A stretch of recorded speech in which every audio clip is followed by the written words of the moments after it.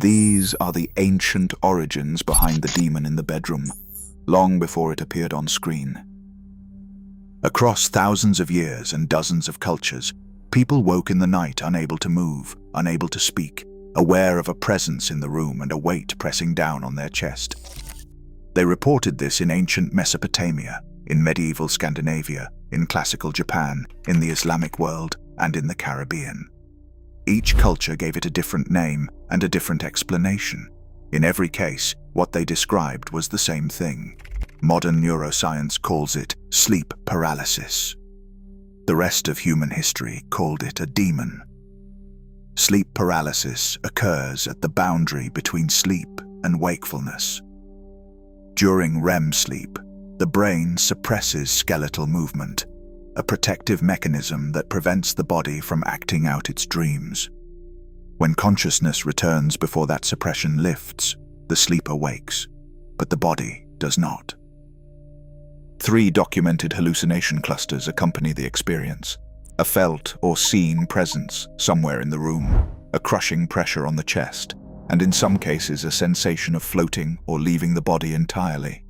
Together, in a dark room where the sleeper cannot move or call out, these produce one of the most consistent supernatural beliefs in recorded history. Approximately 7.6% of the general population encounters at least one episode in their lifetime, according to a 2011 meta-analysis in Sleep Medicine Reviews that examined 35 studies across multiple countries, with rates among students climbing to roughly 28%. The experience itself is real, a verifiable neurological event. What changed across cultures and centuries was the explanation placed around it. The oldest written references scholars connect to sleep paralysis trace back to ancient Mesopotamia. Cuneiform texts from the Old Babylonian period, dating to roughly 2000 BCE through 1600 BCE, describe demons that visited sleepers in the night, pressed upon them, and produced suffocation and terror. The Akkadian demon Lamashtu appears in 1st millennium BCE medical texts specifically as an entity pressing upon sleeping victims, and the Maklu ritual text, compiled from what scholars believe was older source material, contains incantations against demons that prevent sleeping victims from moving or calling out. That inability to call out appears across Mesopotamian, Greek, medieval European, and East Asian traditions simultaneously, with tablets documenting these figures now held at the British Museum.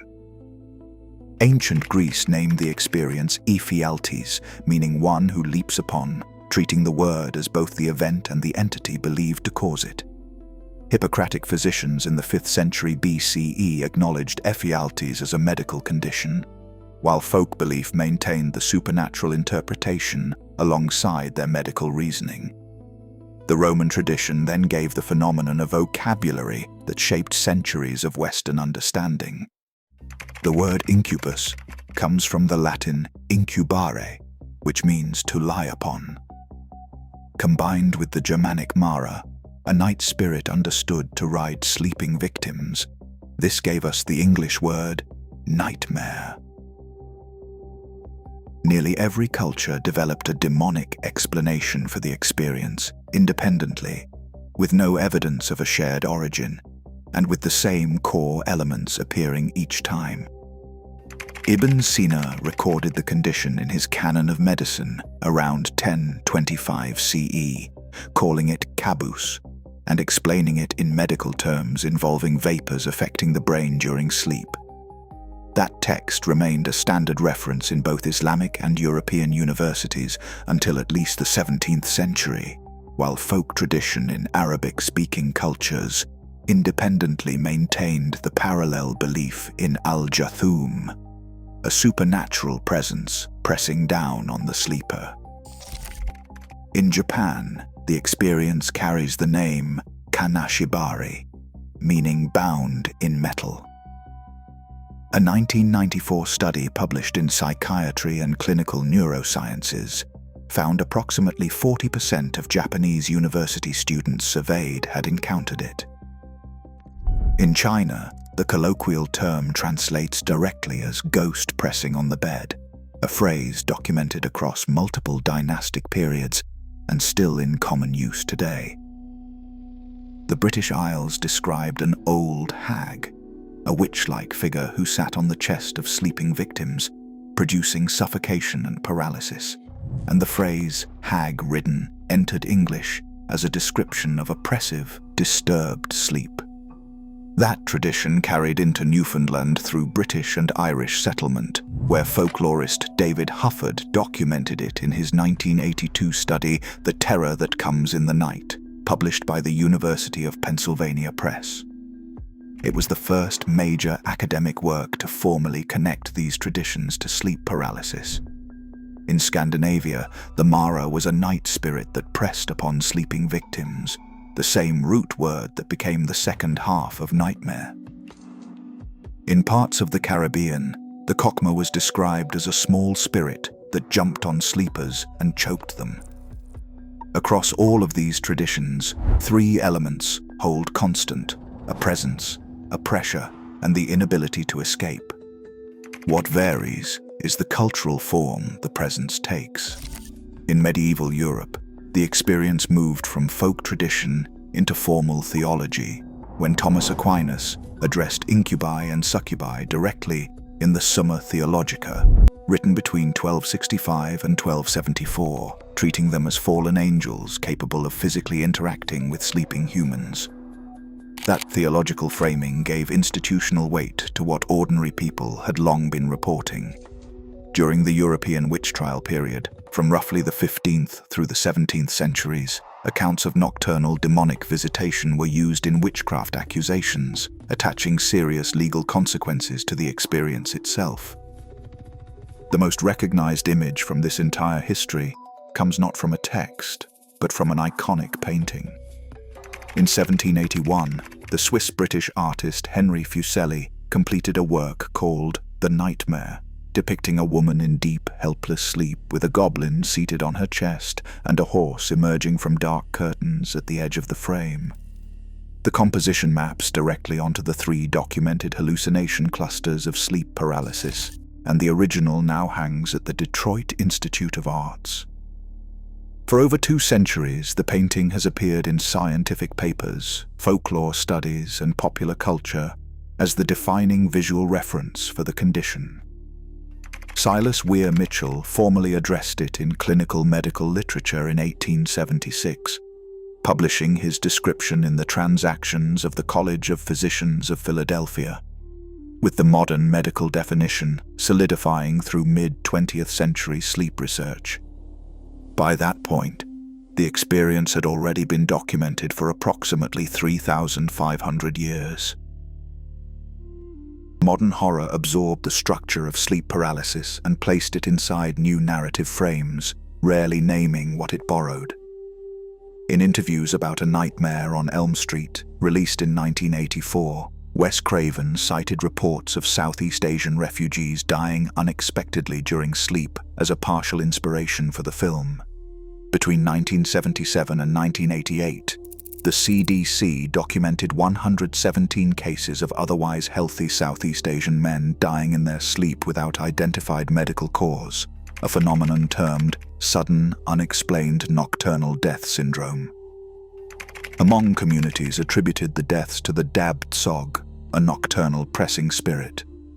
In her 2011 book, Sleep Paralysis, Nightmares, Nocebos, and the Mind-Body Connection, published by Rutgers University Press, researcher Shelley Adler argues that the extreme stress of cultural displacement, combined with sleep paralysis, experiences interpreted within a framework understood as genuinely lethal, may have contributed to cardiac events during episodes, though that connection remains under active scholarly discussion.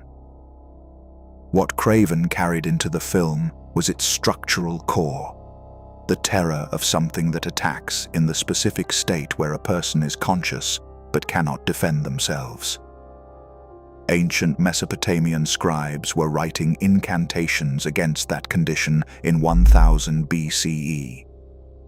The 2015 documentary The Nightmare, directed by Rodney Asher, brought the subject to a wider audience through interviews with 8 people experiencing chronic sleep paralysis.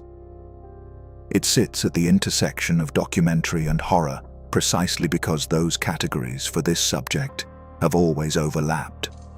Sleep paralysis functions as horror because it operates inside the one space that cannot be secured or controlled, the threshold between sleep and consciousness.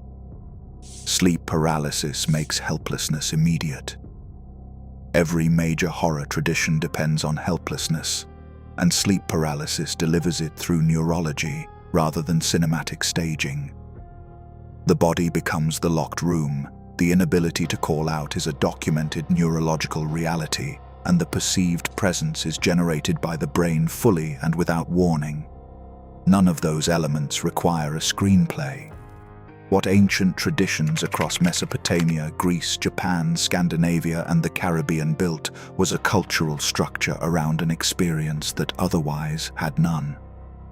Waking paralyzed and convinced something occupies the room is terrifying without context, and the demon provided that context while the ritual countermeasure provided a response.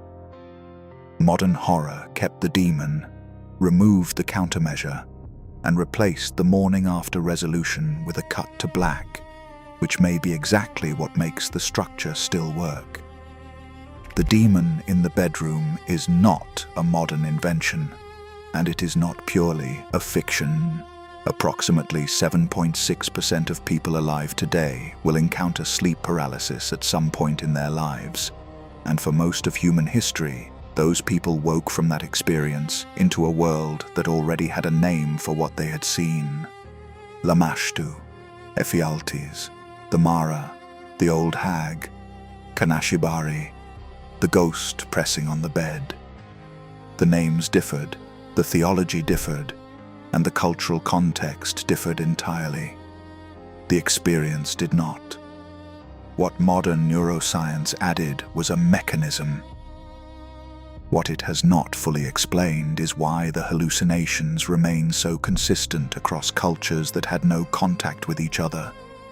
Why the pressing weight and the figure in the dark and the inability to call out appear in ancient Babylonian incantations and in accounts from people living in contemporary cities. The oldest horror requires no invitation. It arrives in the night, in the space between sleep and waking, and it has done so for as long as people have been writing things down.